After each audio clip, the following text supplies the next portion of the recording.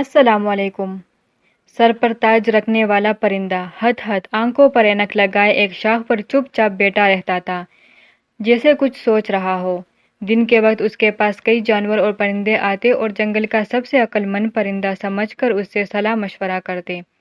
ننھا ہدہد اپنے دادا کے پاس بڑی حیرت سے یہ دیکھتا رہتا۔ اس کا جی چاہتا کہ پرندے اور جانور اس کے پاس بھی آئے اور اسے بھی اپنے اپنے مسائل بتائے۔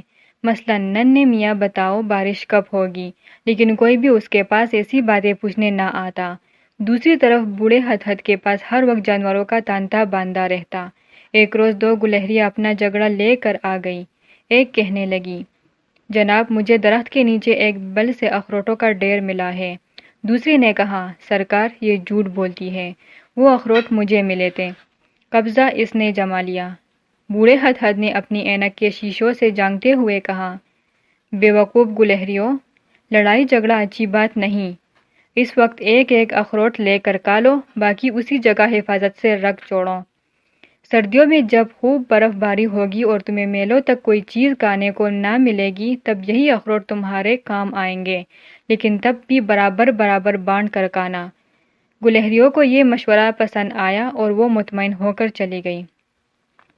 ننھا ہدہد یہ فیصلہ سن کر بہت خوش ہوا اور سوچنے لگا، اگر کوئی جانور میرے پاس بھی اس قسم کا مقدمہ لے کر آیا تو میں بھی ایسا ہی فیصلہ کروں گا۔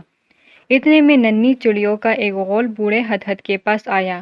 ان میں سے ایک نے کہا کہ ہمیں ایک جگہ دانا پڑا نظر آیا ہے، مگر شبہ ہے کہ وہاں شکاری کا جال بھی ہے۔ ہدہد نے کہا، جہاں بھی شبہ محسوس کرو اس سے بچو، دل کو کھٹکا یوں ہی نہیں ہوا کرتا۔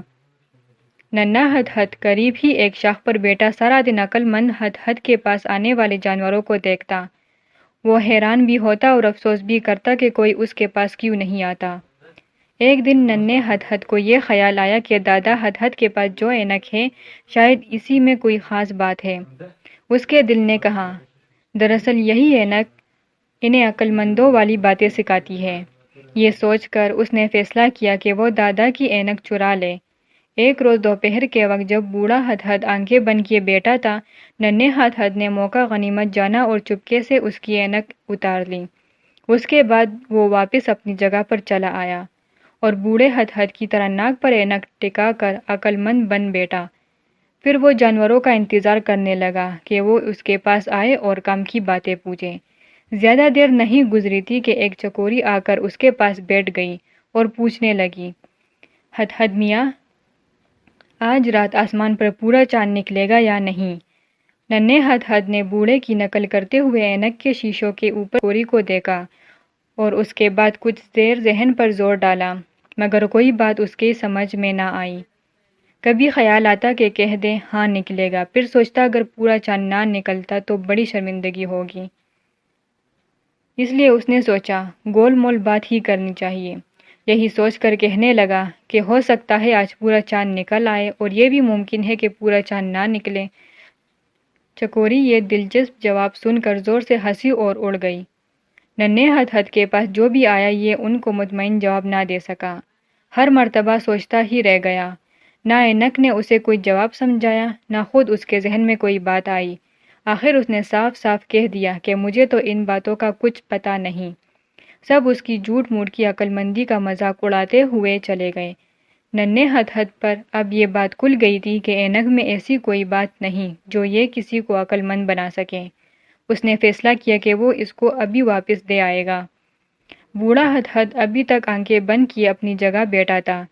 ننھا ہدہد اڑ کر اس کے پاس پہنچا اور آہستہ سے اینک اس کی ناک پر رکھ دی۔ بوڑھے نے ایک آنکھ تھوڑی سی کھول رکھی تھی اور اسے دیکھ رہا تھا۔